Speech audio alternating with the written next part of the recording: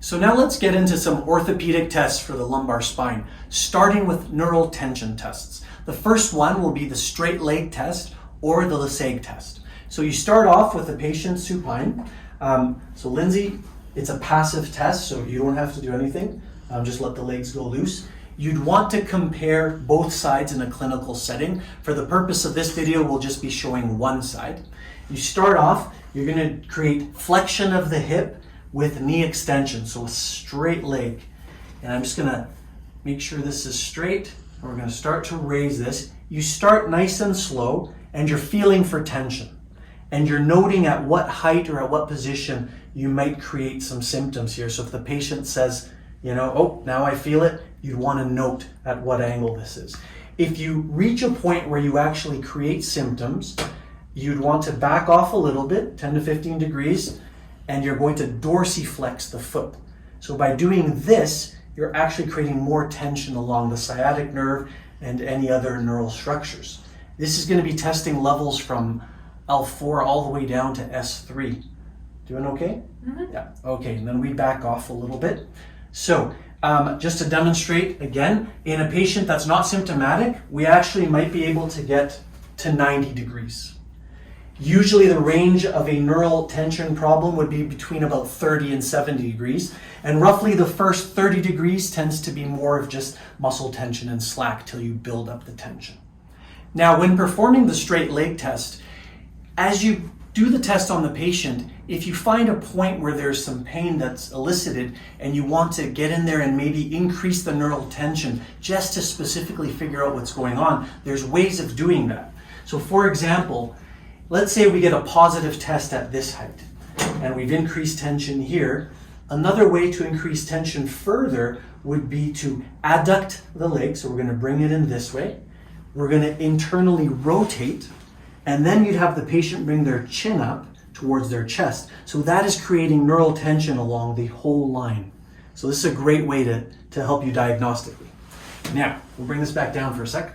Now, in the process of examining the patient, if you suspect that perhaps there's nerve involvement from the knee down that's slightly more specific, you can tweak this test in other ways as well. So once again, we bring the leg to tension. Let's say we've elicited a pain response. First, to check the sural nerve, what we would do is we would invert the foot and dorsiflex. And this would put the maximum tension on that sural nerve. Okay, and relax. Let's say we suspect the peroneal nerve.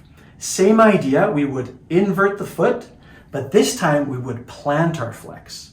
And that's going to create tension on the peroneal.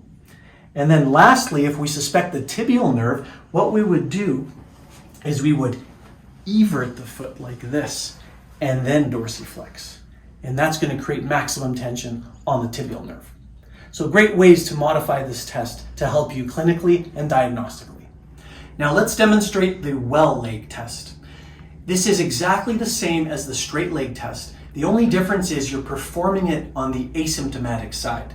So for example, if we tested Lindsay here and we had tested her right leg and that was a positive straight leg test, to help confirm our suspicion that perhaps there's a disc problem, we would take the asymptomatic leg, in this example it would be the left side, and we're going to perform that straight leg test.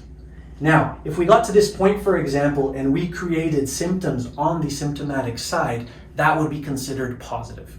If not, it would be a negative test. Now, when this test is positive, it usually indicates quite a large intervertebral disc herniation, often sequestered or fragmented. So it's just one more tool you can use to help confirm your diagnosis. I'd also like to mention the Bowstring Test. This is one more test you can use while performing a straight leg test. So basically, we're doing a straight leg test, and let's say we got a positive indication here for some type of neural pain or a disc pain.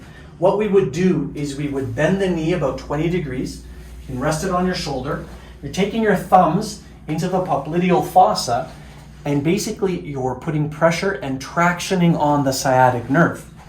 Now, if this elicits a pain response, then there could be sciatic nerve involvement, or once again, perhaps a disc herniation.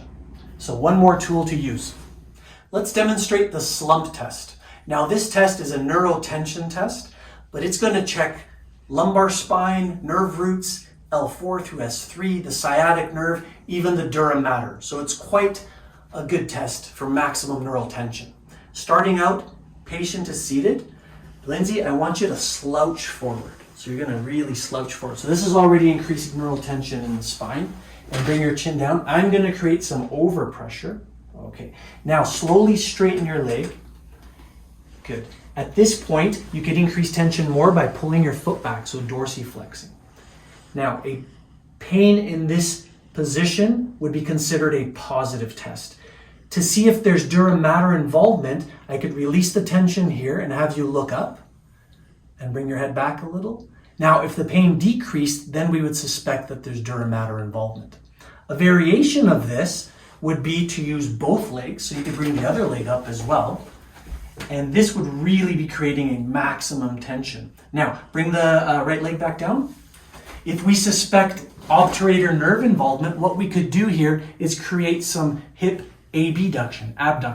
So bringing this out this way, if it created nerve symptoms or pain similar to an obturator nerve entrapment, that would be considered a positive test.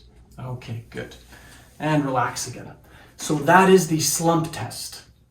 Change is gonna come.